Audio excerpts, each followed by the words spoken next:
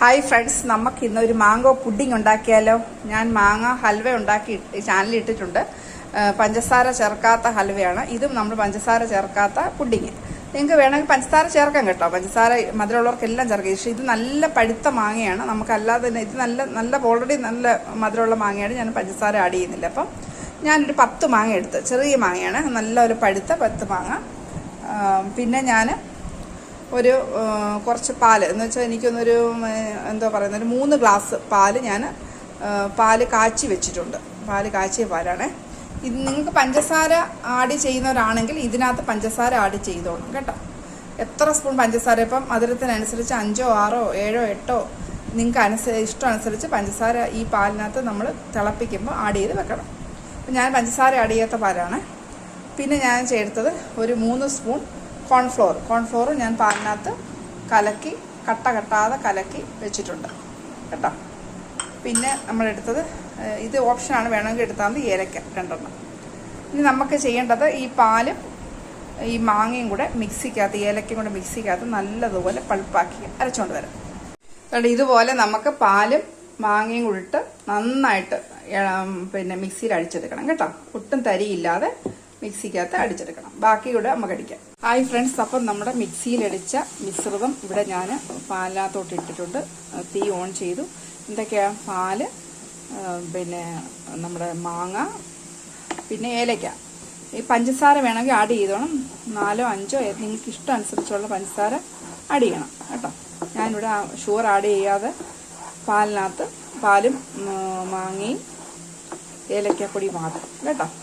ഇത് നമുക്കിന്ന് ഇളക്കി കൊടുക്കാം. നല്ല ഇതൊന്ന് വെന്ത് ജസ്റ്റ് ഒന്ന് തിളയ്ക്കുന്ന വരെ നമുക്കൊന്ന് ഇളക്കണം. ഞാനൊരു മീഡിയം ഫ്ലെയിലാണ് വെച്ചേക്കുന്നത്.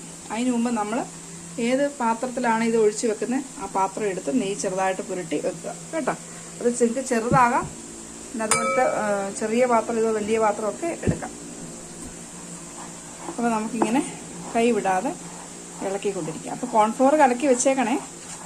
അപ്പം തിളച്ച് കഴിഞ്ഞ് നമുക്ക് കോൺഫ്ലോർ ഇതിനകത്ത് ആഡ് ചെയ്യാം.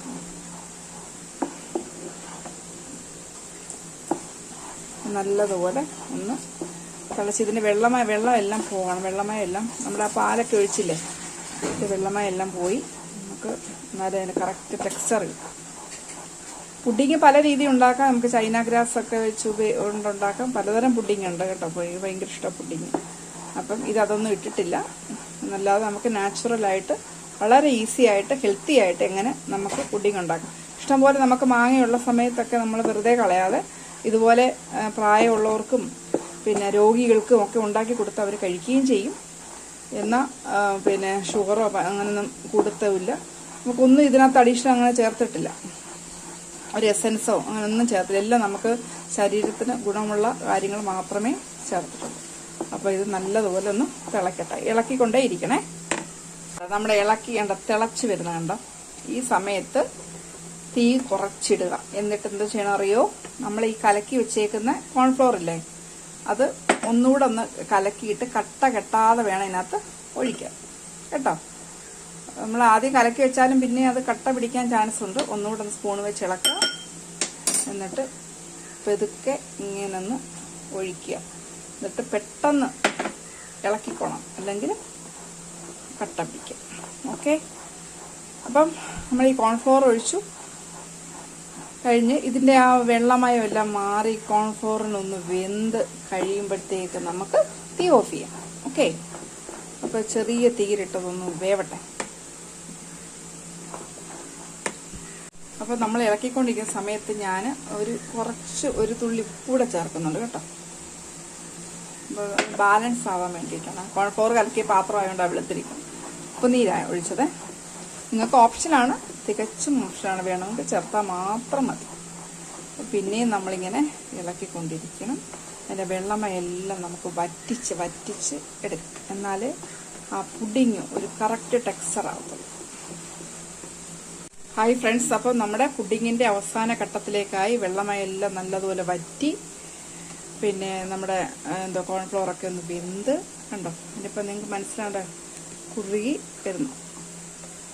കംപ്ലീറ്റ് വറ്റി. ഇനി നമുക്കൊന്ന് വെള്ളമായ നല്ലൊരു പറ്റിയാലേ അതിൻ്റെ ഒരു ടേസ്റ്റ് വരത്തുള്ളൂ. അത് വാങ്ങിക്കാൻ തന്നെ വെള്ളം ഉണ്ടല്ലോ, പിന്നെന്താ വേണം. പിന്നെ അതുപോലെ തന്നെ ഈ കോൺഫ്ലോറൊക്കെ നല്ലപോലെ വെന്ത് ഒക്കെ ആയപ്പോൾ നമ്മുടെ പുഡിങ് കറക്റ്റ് ടെക്സ്ചറായി വരുന്നു. ഇനി നമുക്ക് തീ ഓഫ് ചെയ്തിടാം. അപ്പോൾ നമ്മളെടുത്ത് വെച്ചേക്കുന്ന പാത്രത്തിനകത്തോട്ട് പതുക്കെ ഒഴിക്കാം. അപ്പോൾ നമ്മുടെ പാത്രങ്ങളെല്ലാം നിരന്നിരിക്കും, നമുക്ക് ഒഴിക്കാം. ഈ കൂട്ട്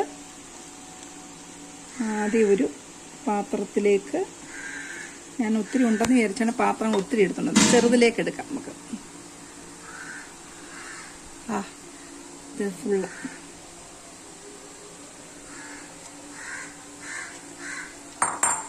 ഇത് നമുക്ക് ജസ്റ്റ് എയർ ബബിൾ ഒന്ന് കളയാൻ വേണ്ടിയിട്ട് ഒന്ന് ടാപ്പ് ചെയ്ത് വെക്കാം.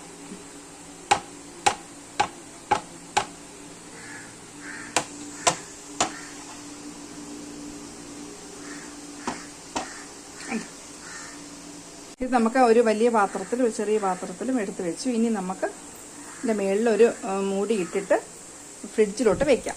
ഫ്രീസറിൽ വെക്കരുത്, താഴെ വെച്ചിരുന്നാൽ മതി. നമുക്ക് 2 മണിക്കൂർ കഴിഞ്ഞ് നോക്കാം, അല്ലെങ്കിൽ 3 മണിക്കൂർ കഴിഞ്ഞ്. ഓക്കെ. ഹായ് ഫ്രണ്ട്സ്, അപ്പോൾ നമ്മുടെ മാങ്ങ പുഡിങ് റെഡിയായിരിക്കുന്നു. ഞാനൊരു ഏകദേശം ഒരു 7 മണിക്കൂറോളം വെച്ചിട്ടുണ്ടായിരുന്നു. 7 മണിക്കൂർ വെച്ച് പുറത്തെടുത്തപ്പം ഇനി നമുക്കിങ്ങനെ പീസ് ചെയ്ത് കഴിക്കും. അപ്പോൾ വളരെ ഈസിയാണ്. ഞാൻ പഞ്ചസാര ഒന്നും ചേർത്തിട്ടില്ല. നിങ്ങൾക്ക് വേണമെങ്കിൽ ഷുഗർ ചേർക്കാം. ഇതിനകത്ത് ഓൾറെഡി നല്ല മധുരമുള്ള മാങ്ങയുണ്ട്, ഞാൻ ഷുഗർ ചേർത്തില്ല. അതുകൊണ്ടാണ് നിങ്ങൾക്ക് ആവശ്യമുണ്ടെങ്കിൽ ഷുഗറൊക്കെ ചേർക്കാം. അപ്പോൾ ഇതാണ് നല്ല രുചികരമായ ഹെൽത്തി മാങ്ങ പുഡിങ്. അപ്പം എല്ലാവരും ഇതൊന്ന് ചെയ്ത് നോക്കണം. ചെയ്തിട്ട് കമൻറ്റ്സ് അറിയിക്കുക. ഓക്കെ. എല്ലാവരും ദൈവം അനുഗ്രഹിക്കട്ടെ. Thank you. God bless you all.